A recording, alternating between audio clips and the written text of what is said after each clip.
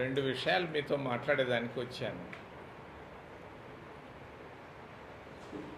చాలా సున్నితమైన విషయాలు, చాలా బాధ్యతతో మాట్లాడుతున్నాను ఈ విషయాలు. దేశం ప్రమాదంలో ఉంది. దేశ భవిష్యత్తు 10 రోజుల తర్వాత ఏమవుతుందో ప్రశ్నార్థకంగా ఉంది.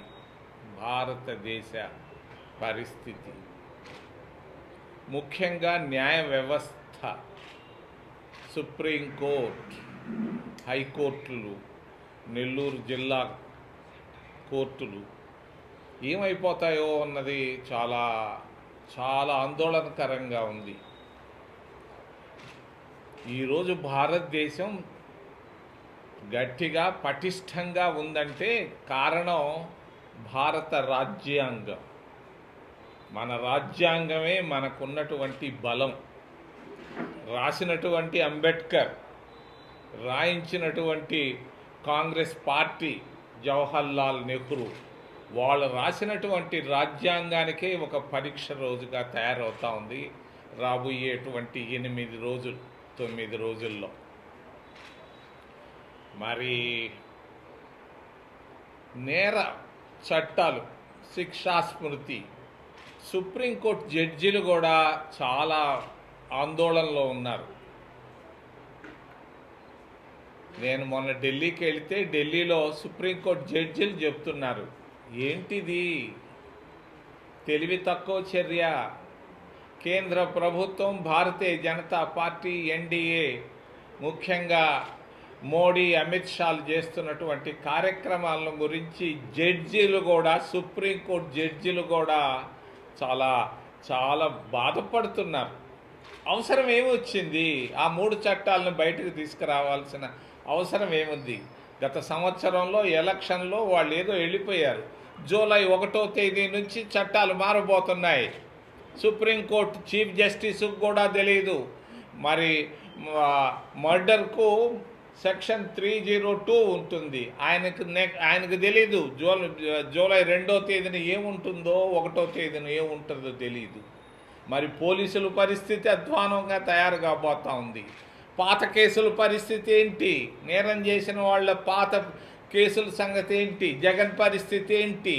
రేప్ పరిస్థితి ఏంటి?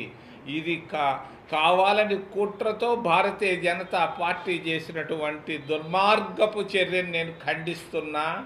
తెలివి తక్కువ మోడీ ప్రధానమంత్రి, తలకాయలైనటువంటి అమిత్ షాలు తీసుకొచ్చినటువంటి చట్టాలను స్టాలిన్ గారు, నిన్నైతే మమతా బెనర్జీ కలకటా నుంచి ఖండించింది. కానీ మన రాష్ట్ర ముఖ్యమంత్రి చంద్రబాబు నాయుడు మరి ఆయన వైఖరి ఏందో బయట పెట్టమని నేను డిమాండ్ చేస్తున్నాను నెల్లూరు సిటీలో నుంచి, మీ తరఫున, మీ ద్వారా.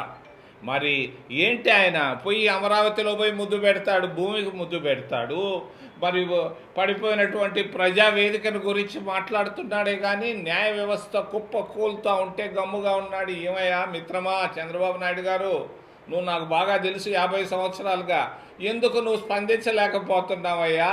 స్పందించవయ్యా ఓ ముఖ్యమంత్రి గారు అని నేను తెలియజేస్తున్నా. ఇది చాలా ప్రమాదం, దేశం పాడైపోద్ది.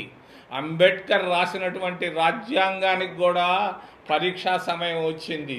రాయించినటువంటి కాంగ్రెస్ పార్టీ, జవహర్లాల్ నెహ్రూ కాన్స్టిట్యూంట్ అసెంబ్లీకి కూడా ఈరోజు 75 సంవత్సరాల తర్వాత అగ్ని పరీక్షగా మారిపోతుందని తెలియజేస్తూ, రెండో విషయం విద్యా వ్యవస్థ. విద్యా వ్యవస్థ పైనే అనుమానాలు వచ్చేసాయి.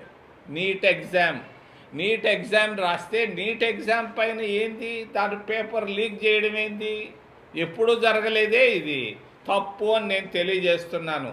విద్యా వ్యవస్థ కూడా దెబ్బతింటా ఉంది. న్యాయ వ్యవస్థ కూడా అనుమానాస్పదంగా తయారైనటువంటి ఈ చర్యలను భారతీయ జనతా పార్టీ, ఎన్డీఏ, ముఖ్యంగా అమిత్ షా, మరి మోడీ చర్యలు నేను ఖండిస్తూ, ఏదైనా ప్రశ్నలు ఉంటే మిమ్మల్ని అడగమని చేతులెత్తి ప్రార్థిస్తున్నా. ఒక అడ్వకేటు, అది ఒక్కసారి దయచేసి చదవండి తెలుగులో. మీకు పరిస్థితి తెలియదు కాబట్టి నేను వినయంగా మీకు తెలియజేస్తున్నా. దేశం ప్రమాదంలో ఉంది. న్యాయ వ్యవస్థ కూలిపోయే పరిస్థితులు వచ్చాయి. ఏంటనేది మీరు అడగాల్సినటువంటి విషయం కాదు ఇది. 3 చట్టాలు మార్చారు.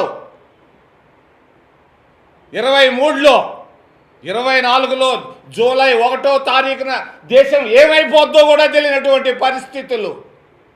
కాంగ్రెస్ పార్టీ మార్చింది, మంచి సవరణలు చేసింది. భారత రాజ్యాంగాన్ని మార్చి ఓబీసీలకు రిజర్వేషన్లు తీసుకొని వచ్చాం. ఇటువంటివి ఎన్నో చేశాం, మంచి పనులు చేశాం. ఇటువంటి తెలివి తక్కువ పని ఎప్పుడు కాంగ్రెస్ పార్టీ చేయలేదు. భారతీయ జనతా పార్టీ తెలివి తక్కువ చర్య అని నేను తెలియజేస్తున్నా.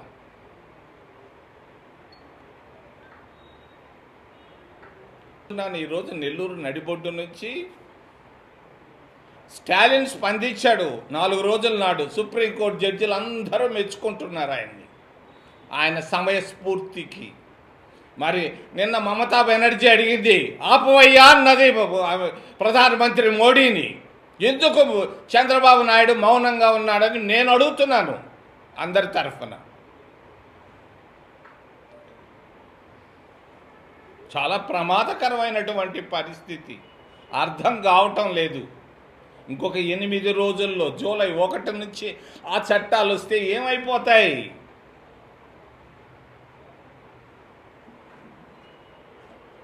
మరిన్ని వీడియోస్ కోసం ఛానల్ ని సబ్స్క్రైబ్ చేయండి. లేటెస్ట్ అప్డేట్స్ కోసం వాట్సాప్ ఛానల్ ని ఫాలో చేయండి. అండ్ లింక్ డిస్క్రిప్షన్ లో ఉంది.